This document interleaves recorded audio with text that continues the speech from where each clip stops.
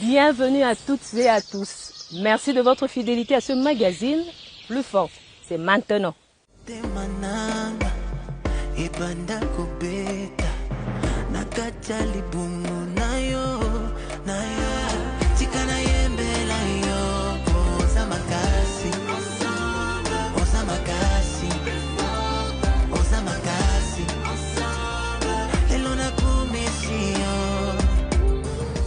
Les violences verbales, psychologiques ou sexuelles se sont multipliées dans les communautés et en zone de conflit au cours de la dernière décennie.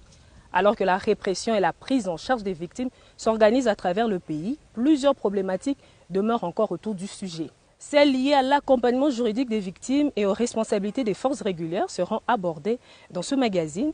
Vous suivrez également le témoignage d'une victime. Mais avant cela, nous allons tenter de comprendre le concept violence basée sur le genre à travers ce document.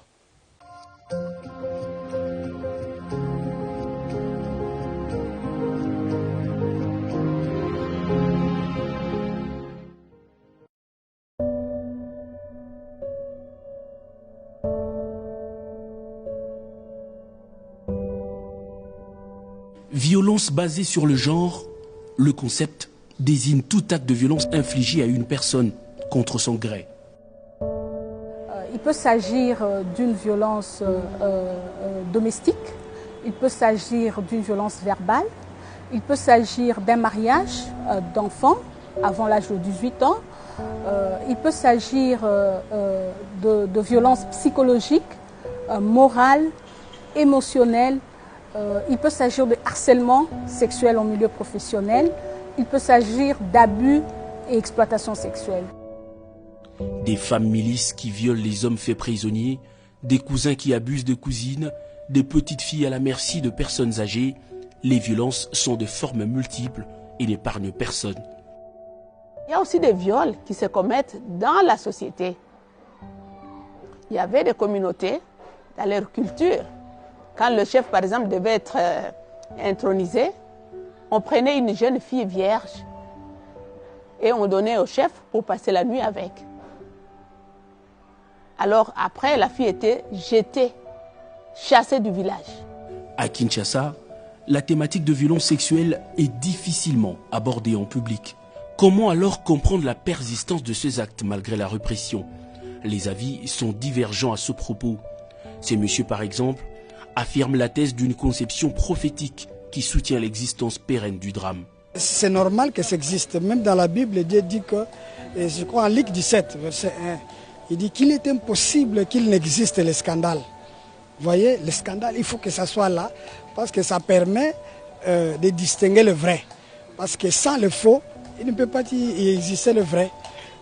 En pleine capitale, le déficit informationnel sur la question de violences basées sur le genre est criant.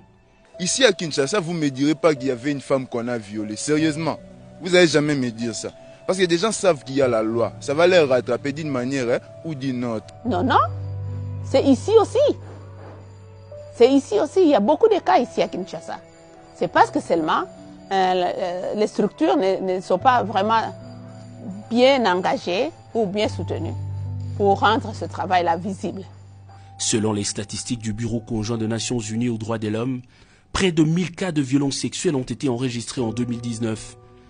Cette dame victime de viol à 7 ans et aujourd'hui activiste donne désormais de son temps pour encadrer les filles défavorisées. L'activité d'aujourd'hui, c'est ce qu'on appelle Mazungumzo ya msichana mjasiri, c'est en Swahili, ce qui veut dire les conversations de filles courageuses. Ces conversations sont organisées effectivement pour pouvoir donner de la force aux filles, pour que les filles sachent mettre de mots à leurs propres expériences. L'appui des organismes, activistes et autres structures facilite la prise en charge de survivantes, faisant renaître un peu d'espoir. C'est déjà un progrès important de voir que de plus en plus les victimes ont accès aux services de prise en charge pour bénéficier des soins appropriés, prévenir les grossesses non désirées en cas de viol, assurer la prise en charge des IST, accompagner celles qui se retrouvent enceintes jusqu'à l'accouchement et assurer la dignité des femmes et des filles et sauver les vies.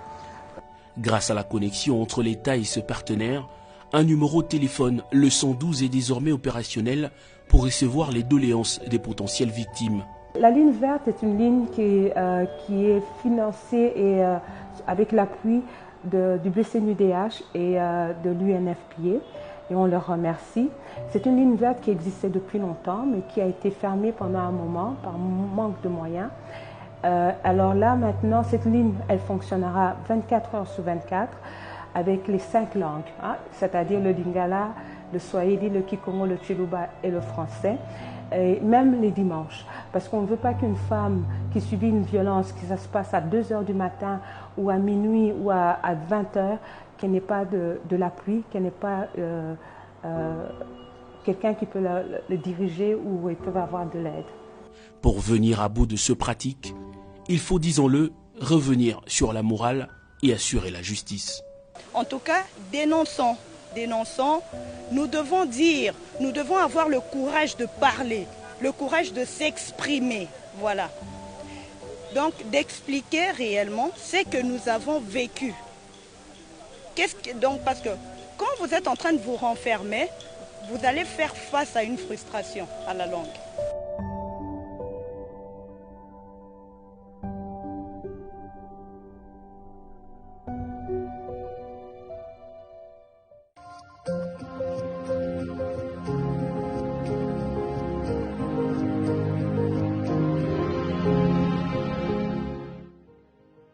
Les victimes de violences sexuelles sont, vous le savez, dans le droit d'obtenir réparation pour espérer refaire leur vie. Mais certains sont obligés de vivre en sachant que leurs bourreaux sont en liberté faute d'un jugement conséquent. Plusieurs activistes pointent du doigt les officiers de police judiciaire qui, selon eux, n'écrivent pas fidèlement les faits exposés par les victimes sur les procès-verbaux. Quelle hypothèse convient à cette thèse? Élément de réponse.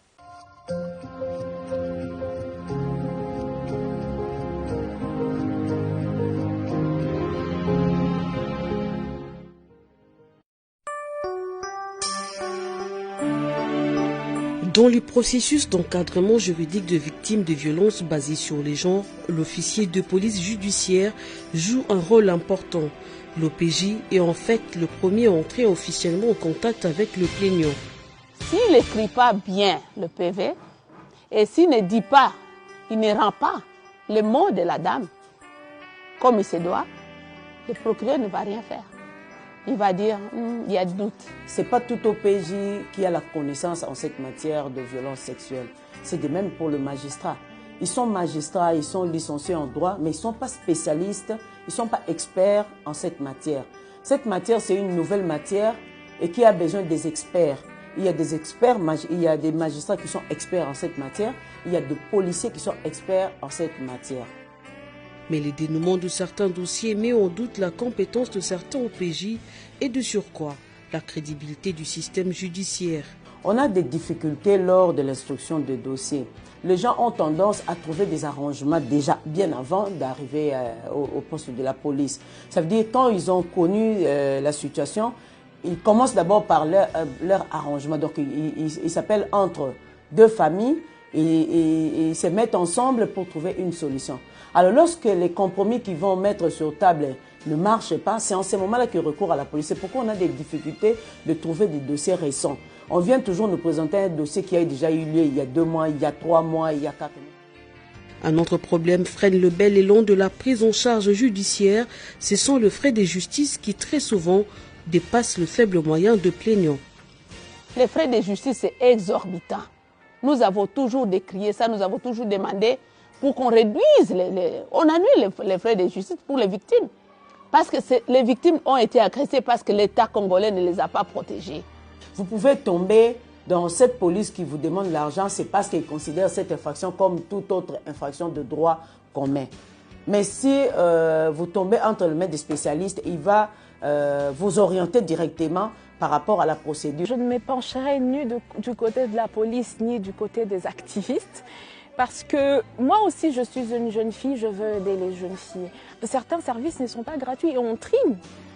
Quand j'emmène des filles, par exemple, au niveau de la justice, on doit payer, ce n'est pas gratuit. Dans une confusion autour du terme homme en uniforme, les forces régulières sont parfois et très souvent pointées du doigt comme auteurs d'actes de violence en zone de conflit. Dans la plupart des cas, ce sont des allégations que certaines structures diffusent vite à l'état brut, sans pour autant qu'il y ait des vérifications au préalable. Par honnêteté intellectuelle, il faudra tout simplement parler des allégations. Mais dire que c'est les FARDC qui sont en première position, je m'inscris en faux. Ce n'est pas vrai ça. La répression, une option privilégiée dans la stratégie développée par les forces armées, rassure les colonels. Depuis que le plan d'action a été mis en place en 2014, durant 3 ans, à titre d'exemple, on a enregistré plus de 580 condamnations. On applique la politique de tolérance zéro. Personne n'est à l'abri des sanctions sur les questions de violences sexuelles au sein de notre armée. Personne alors.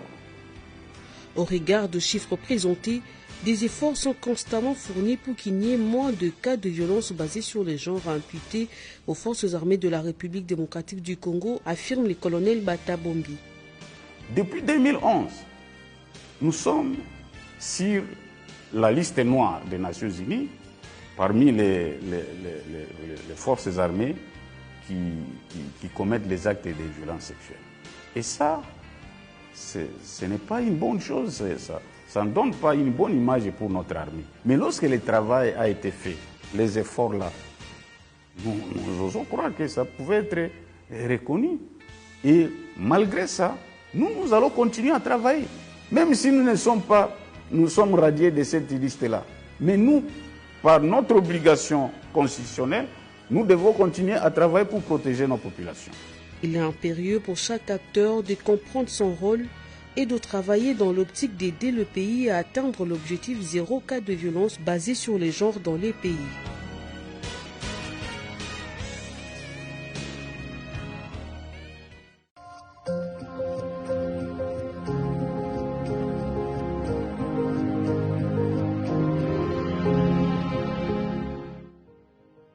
Contrairement aux apparences, certaines provinces de la RDC enregistrent beaucoup plus de cas de violences sexuelles qu'on ne le pense. À quelques kilomètres de la ville de Kazangulu, dans le Congo central où nous nous trouvons actuellement, la capitale Kinshasa, qui selon certains serait épargnée de ces atrocités, comptabilise pourtant de nombreux cas. À titre d'illustration, nous vous proposons le témoignage d'une fille de 13 ans qui s'est retrouvée mère après avoir été violée par un voisin qui a 5 fois son âge. Le bourreau purge actuellement une peine de 15 ans à la prison militaire de Ndolo alors que la victime tente de refaire une vie avec son enfant de 5 mois. Notre victime, nous l'appellerons Annie pour protéger son identité et voici son histoire.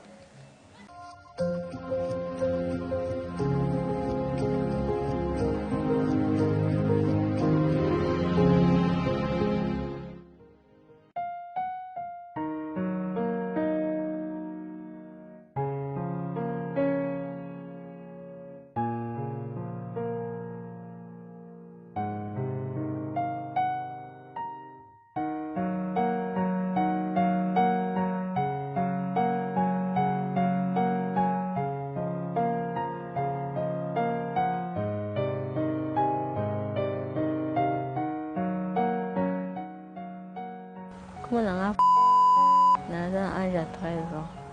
ezalaki dimanche tozalaki na mama akende ya voyage akendaki kolela koko akufaki papa totikana na papa kotikana na papa yaya akendaki priere natikala yebisi nga yo tikala ndako onika baniforme olamba tikelanga mbongo nakeski oyo papa tobengaka papa kulutu ndeko kaka nakei pa na ye nasomba lusu nabeti porte nakutaki awuti kosokola na eswini na nzoto na mwa kiloti na se kama kiloti oyo tolata bavarese wana nazo napi loso napesi mbongo loso basi napesi ye mbongo loso akei apesi ngai jus nameli jus nayoki makolo komi kolemba nakomoka lokola vertige naye kokwea kolomboka nalamuki nazomitrouve naza na bilamba ti na nzoto Muito bem na bilamba te. Ako ebisa ngai. Ako ebisa ngai bila nini yo soko eloko salami yao. Soko ko ebisa mutu pana bino yeba na kuboma yo. Po papa azaki mutazomela masanga. Na kuboma yo na bomina papa bino na kubenge to mena ne masanga. Na bomina ye obe na tindele bebe batu ba ko boma yo. Na bangi na fandi. Na ebisi mutu te na ndako na fandi ya eleki ba jour ebele na kena nga libanda. Na ko toka mai na ko etino mama bonbi ah mama. Ni aza na kata libunanga eloko zotambola. Règle na biso basi nazomona ngo lisusu te. Ndia lobi ah ozana ayisinga pelote akobenga yaya. Abengi ya na biso mwasa tuniye. Nebileki nayo azana bo. Mope ba ebisa ngati. Yaya meminga akena ngo na hospital. Ba ebisinga kende ko suba na kena subi. Bazima suba na nga batina mulai bakoti na ngo na hospital. Kokota koti na ngo eloko leka kuna na eba na ngati. Kozonga tozongi ndako. Yaya fandi singa bandi kolela. Bana bandi kolela kwa bisanga Frida. Nini ozanga ki awa na ndako. Tande bakosi yo leki nga mwasi. Yeba ozana zemi. Ana lobi zemi. Nazana zemi te. Bozo koso. Ya pake apesi plainte na la police. Tukum kolandela malembe wana. Si ba jour ekolek. Tozo ya po bakoti ba lekisa dossier kena ndolo. Tozala na mbongo te. Bani kolela na bi nzambe. Bani nga bazokende classe nga zana ke classe te. Nina pona nga na kana vie na wasala nini. Ana okisi famille soni. Nane loko wasala te. Na komo mela bakisi. Kwa mena melikisi bacha biso na mutu ya basidi. Na meliango. Waka na kumela kisi bo pa pasteur ai apuyele ngai. Na bi ah kisa ona mele sale loko te. Na ko mela acide. Na mela acide sima ngo su na kumela acide pa pasteur ai ko puyele ngai. Ya nga bongama. Akasomeli nga ni forma class na sac. Na komo kende class, koke class na zo kende. Na komo file na zaki mutalibumu te za mutalibumu plan. Baninga moni ah. Baninga biso tuzane na class to bande na class amuketi tomati azaki na libumu te. Komo na libumu bonini? Bakomo baninga komo na fumula ngani na libumu. Na komo kota ngo te. Eza maladi fo ba pere ngai. Ata na ke class na ofanda kanga mukono zoka libumu moko pasi. Kolia na biso zalaki pasi. Na ke class banda tongo na lelo te ti 17h.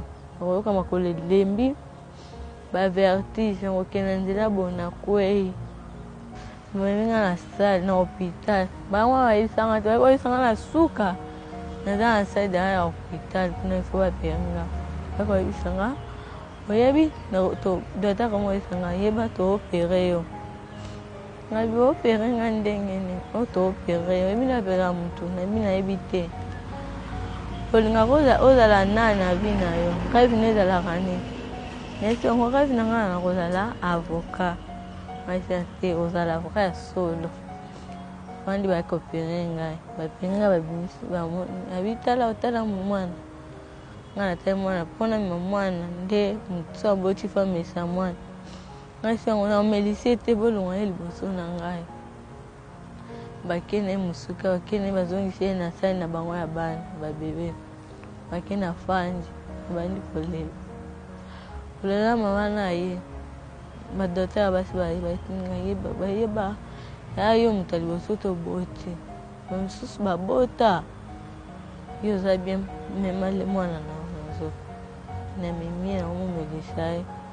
Lelo na komi na kaba ninga komi koseka ngai. Tala ndanga bota tala. Mwana za anika bonda bota. Aboti. Nafanda kana ndako ya mananda ute.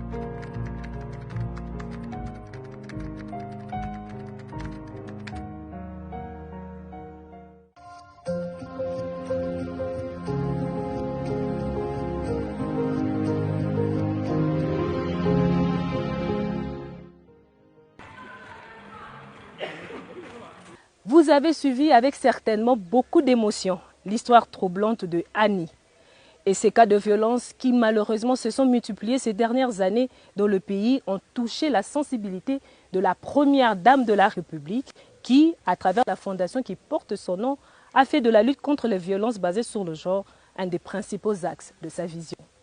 Denise Nyakiro Tshisekedi a lancé ses actions en 2019 avec une visite diagnostique dans la partie Est où l'on comptabilise beaucoup plus de cas que partout ailleurs.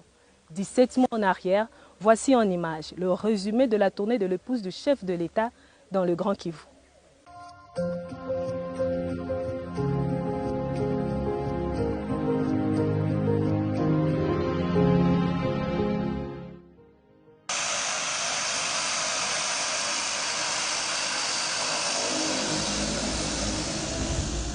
Pour sa toute première itinérance en province, la première dame de la République a choisi le sol kivousien. C'est lui-là même considéré comme l'épicentre des actes de violence basés sur le genre.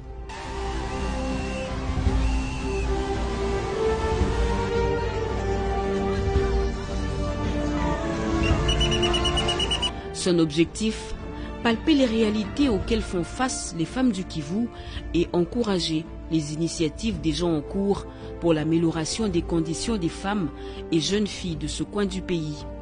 À Goma, l'épouse du chef de l'État commence par une série de visites, notamment aux hôpitaux de Île Africa et Keishero, deux structures spécialisées de services intégrés multisectoriels de prise en charge des victimes des violences sexuelles dans la région.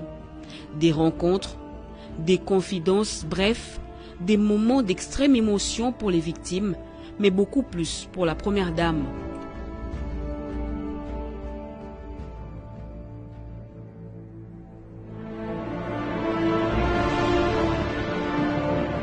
Dans ces structures, les victimes bénéficient d'une prise en charge dite holistique, un processus de prise en charge médicale, psychosociale, d'un encadrement juridique et d'une réinsertion sociale.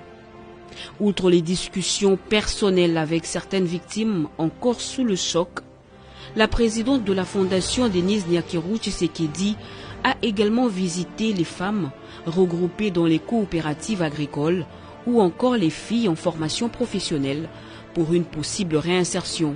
Avec l'aide de son partenaire, l'UNFPA, la présidente de la fondation Denise Nyakiro Tshisekedi a remis aux responsables de ces hôpitaux des équipements médicaux ainsi que des kits de dignité pour la femme. Remplacer la masculinité toxique par une masculinité positive, la première dame a eu des échanges sur la question avec les jeunes filles comme garçons, question de les inciter à assurer la promotion de l'égalité de sexe.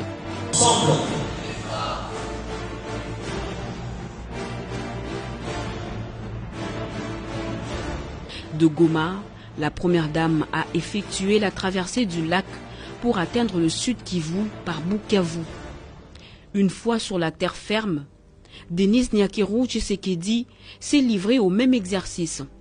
Visite des services de prise en charge des victimes et entretien avec les survivantes bénéficiaires de la prise en charge holistique. À l'hôpital général de référence de Walungu, la présidente de la fondation Denise Nyakiro Tshisekedi a remis des tables d'accouchement et kits individuels aux femmes enceintes avant de se diriger vers la fondation Pandi pour un échange avec les survivantes qui y sont reçues. Outre les rencontres avec les jeunes sur la masculinité positive, c'est autour du feu que l'épouse du chef de l'État a réuni les responsables des associations des femmes du Sud Kivu pour un entretien approfondi autour des conditions des femmes dans ce coin du pays. Dès cet instant, la première dame était complètement informée de la situation des violences basées sur le genre dans les zones des conflits du Grand Kivu.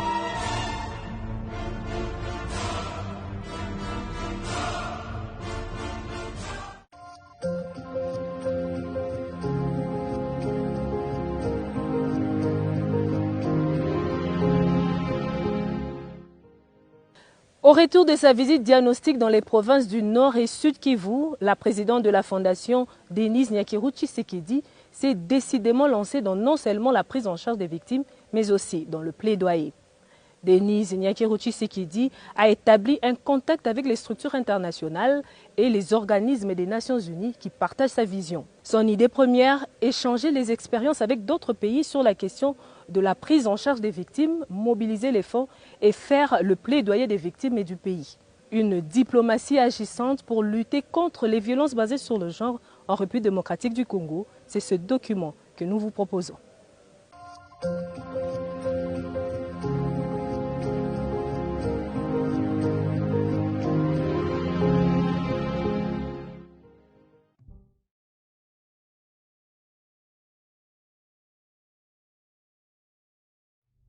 La visite diagnostique du Kivu a très largement ouvert l'angle de vision de la première dame de la République sur la question des violences basées sur le genre en zone de conflit. Denise Nyakeru Tshisekedi décide alors de s'engager sur la voie diplomatique avec comme objectif principal de partager l'expérience d'autres pays en la matière et solliciter la contribution des organismes des Nations Unies pour financer la prise en charge de survivantes et pourquoi pas sortir la RDC de la liste noire de pays indexés pour de violences sexuelles commises. Avant même de lancer le processus, Denise Nyakeru Tshisekedi était déjà en partenariat avec l'UNFPA qui va la nommer ambassadrice de lutte contre les violences basées sur le genre et la promotion de l'autonomisation de la femme. Il faut dire que ce n'est pas la première fois, mais le Fonds des Nations Unies pour la population décerne ce genre de certificat pour des gens qui se sont engagés, qui, de par leur engagement, de par leurs actions, permettent de faire des avancées sur des lois, des avancées sur la prise en charge des survivantes de violences basées sur le genre. Et donc ici, en RDC, nous avons trouvé à la personne de la distinguée première dame quelqu'une de très sincère, quelqu'une de naturel et quelqu'une qui portait cette thématique à cœur. Et donc c'est ainsi que nous avons pensé, après quelques actions conjointes, et ayant vu son engagement, non seulement au niveau national, mais au niveau régional et international, nous avons pensé lui décerner ce certificat. La première destination de la First Lady après l'itinérance du Kivu, c'est le Rwanda voisin. Une visite de 48 heures pour voir, échanger et écouter l'expérience de ce pays, particulièrement de la Fondation Imbuto de la Première Dame du Rwanda, dans la promotion et la valorisation de la femme. De retour à Kinshasa, la présidente de la Fondation Denise Nyakeru Tshisekedi va prendre part à une soirée de gala et de solidarité en faveur de la prévention, la prise en charge et la réinsertion socio-économique de femmes souffrant de la fistule obstétricale. Une mobilisation totale pour une cause aussi noble. Dans notre système, nous sommes le lead de ce que nous appelons le sous-cluster des violences basées sur le genre. Ce sous-cluster s'occupe essentiellement des zones humanitaires. Et quand nous parlons des zones humanitaires, cela inclut, bien entendu, les zones en conflit. Et donc, en tant qu'agence lead, nous donnons l'assistance technique à la distinguée première dame pour jouer ce rôle. Donc, nous lui donnons tous les outils, toutes les informations qu'il faut pour qu'elle puisse être à même de bien jouer ce rôle, mais aussi l'assister dans les partenariats stratégiques qu'elle doit faire, les connexions qu'elle doit mener et avoir pour pouvoir remplir sa fonction. Dans la foulée, la Fondation Denise Nyakeru Tshisekedi a pris en charge les frais d'intervention chirurgicale d'une centaine de femmes souffrant de la fistule. 2 semaines plus tard, l'épouse du chef de l'État a pris la direction du Niger, où elle prendra part à la 23e Assemblée générale de l'Organisation de Premières Dames d'Afrique pour le développement. Lors d'une table ronde sur la santé et les droits sexuels et reproductifs dans le contexte de la couverture de santé universelle, la Première Dame de la République n'a pas hésité de rappeler les conséquences de violences basées sur le genre sur les populations d'Afrique. Je pense que c'est formidable. Je pense que d'avoir une Première Dame qui s'engage à son niveau pour un dossier qui est aussi prioritaire pour le Congo, qui touche autant de femmes malheureusement dans les situations de conflit encore aujourd'hui au Congo. Je pense que c'est vraiment un engagement exemplaire et elle est parfaitement positionnée dans son rôle de Première Dame pour jouer un rôle fédérateur, pour rassembler tous les acteurs nationaux et internationaux qui travaillent dans ce domaine afin d'avoir des résultats beaucoup plus forts. Parce que malheureusement, on observe encore aujourd'hui beaucoup de situations de conflit où les femmes sont victimes de viols, où ces violences sont utilisées comme une arme de guerre et il faut absolument arrêter cela. Donc son engagement personnel vient à un moment très important dans l'histoire du Congo et on espère qu'ensemble, on pourra obtenir des résultats. La prochaine tribune ciblée par la présidente de la Fondation, Denise Nyakeruji Sekedi, sera celle de la 7e édition de la conférence internationale de Tokyo sur le développement de l'Afrique, TICAD. En sa qualité d'ambassadrice UNFPA de questions de lutte contre les violences basées sur le genre, la Première Dame de la République a partagé avec ses homologues Premières Dames d'Afrique une série de recommandations pour lutter efficacement contre le mariage d'enfants. Renforcer la sensibilisation sur le rôle de la femme dans la société et sa contribution autre que dans le mariage ou encore le retour de la paix dans les zones de conflit ont figuré parmi ces recommandations. Pour atteindre l'objectif zéro violence basée sur le genre, la Première Dame de la RDC a proposé à ses pairs la création d'une synergie d'action permettant d'agir sur les causes profondes et non sur les conséquences afin d'obtenir de meilleurs résultats. Un argument qui sera soutenu par ses pairs et d'autres partenaires au cours d'un panel sur l'engagement en faveur de l'égalité de sexe et l'autonomisation de femmes en Afrique organisé en marge de la 74e session de l'Assemblée générale des Nations unies. À New York, la Première Dame a également affirmé son soutien à l'initiative du Dr Mukwege de créer un fonds mondial pour les victimes de violences sexuelles, mais aussi à celle du concept Maison de la femme pour assurer la réinsertion socio-économique des survivantes en zone de conflit. Dès son retour au pays, l'épouse du chef de l'État sera nommée championne mondiale de la prévention de violences sexuelles liées au conflit, une responsabilité de plus. Pour nous, c'est toute une joie. C'est la reconnaissance internationale de ce que nous avions déjà vu au niveau national.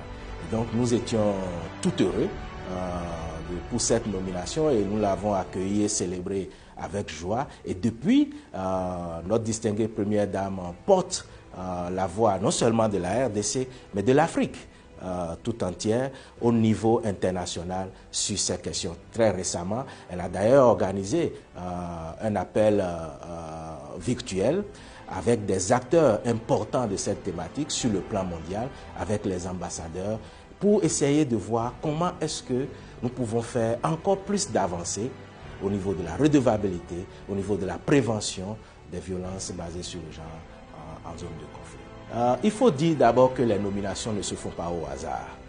Et la représentante spéciale du secrétaire général, Mme Pramila Patel, qui a décidé de décerner ce titre de championne, ne l'a pas fait au hasard. Elle couvre le monde entier, elle couvre tous les conflits. Elle a certainement vu dans les actions de la Première Dame quelque chose qui a mérité et qui a rempli les conditionnalités pour être championne mondiale. Vers l'objectif zéro violence basée sur le genre, la démarche est désormais engagée par la Première Dame de la République.